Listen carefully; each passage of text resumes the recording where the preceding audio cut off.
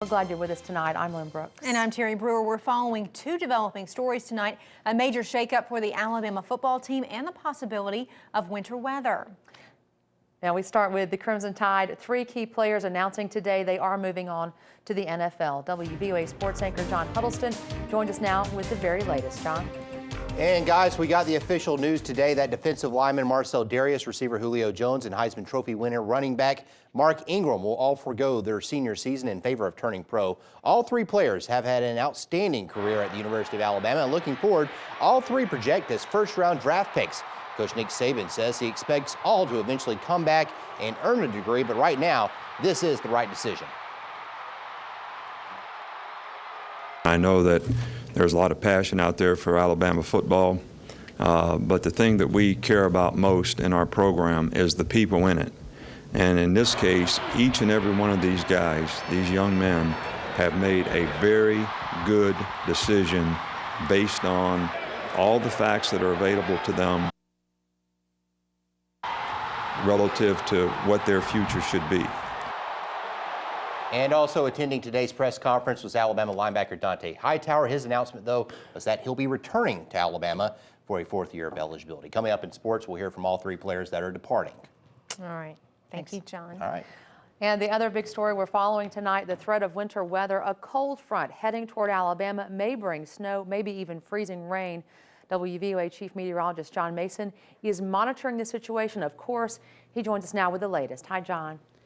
Hey, Lynn, things look pretty tranquil right now in Tuscaloosa. If you look outside, it's a breezy day. We've had wind gusts up to 25 miles an hour. And we have this lovely shot over Bryant-Denny and the sunset in Tuscaloosa. But off to our west, brewing is the next storm system that will move in later this weekend. And starting down here to the south, we expect a low-pressure system to develop and move across the Gulf, providing lots of cold air plus moisture all together this weekend, giving us an opportunity for some significant snowfall around the area. We have a winter storm watch in effect for the entire viewing area for Sunday lunchtime through the evening. And here's a snowfall map to show you for projections anywhere from 2 to 5 inches of snow from Tuscaloosa down to Demopolis along Highway 80, and anywhere really from 4 to 7 inches of snow, and there's possibility of any particular area having maybe up to 8 inches of snow within the, say, Greensboro north to the Tennessee Valley area, depending on where the slow sets up and the training event from the snowfall we think will happen actually takes place. So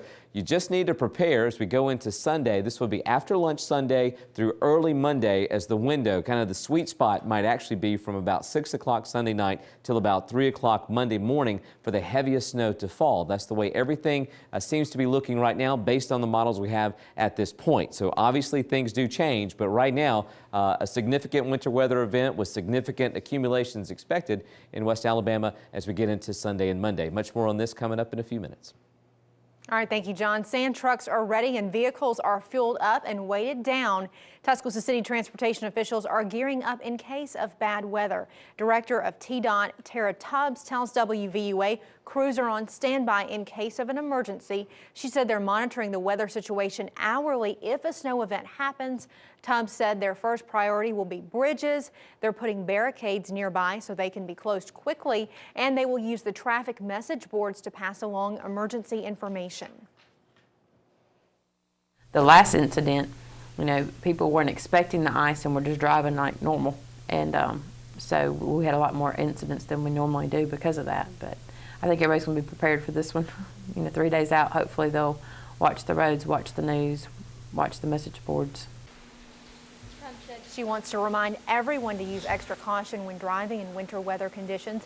The city of Tuscaloosa tells us just this afternoon they're preparing as if a winter weather event will happen, and they will make a determination tomorrow night if the city will stand up its command center. It's not only city workers who are getting ready for the possibility of snow, so are folks across West Alabama. The Piggly Wiggly in Alberta was hopping with customers today.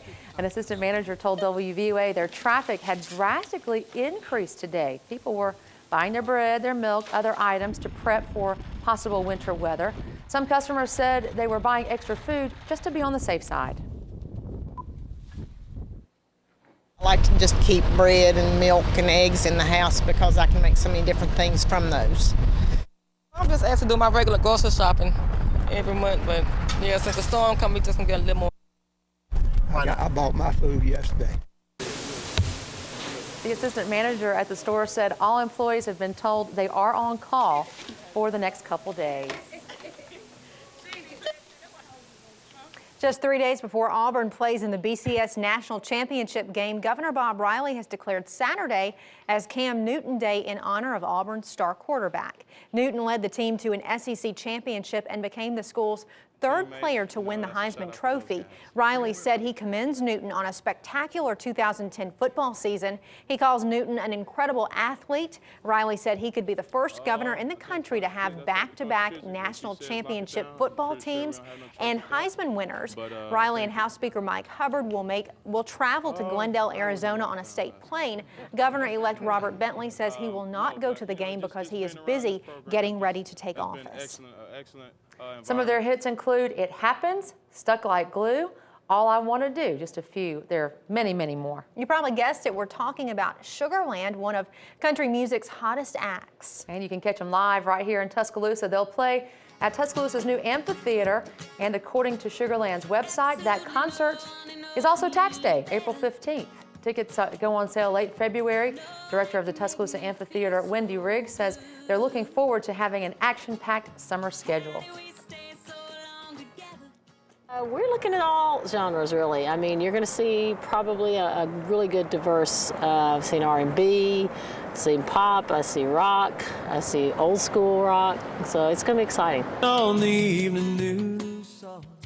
And the amphitheater's opening show is Kenny Chesney. Tickets for the March 31st show go on sale January 22nd. Rick says the acts that are lined up are some of the biggest names in their genre. Ticket prices will vary depending on the act. The mystery surrounding dead animals deepens as thousands of more fish are turning up dead. This time, it's in South Carolina. The fish were found on Folly Beach in South Carolina. Officials say cold water is responsible for killing the fish. This discovery comes after millions of fish were found in Maryland and thousands more in Florida. Earlier this week, thousands of dead birds were found in Arkansas, Louisiana, Kentucky, and Tennessee. Mixed news on the unemployment front. The Labor Department says the unemployment rate fell to its lowest level in almost 2 years. The rate dropped to 9.4% last month, but it was partly because some people gave up on looking for work. Once unemployed workers stop looking, the government no longer counts them as unemployed. The official numbers show that in 2010, there were 1.1 million jobs added. That's an average of 94,000 a month.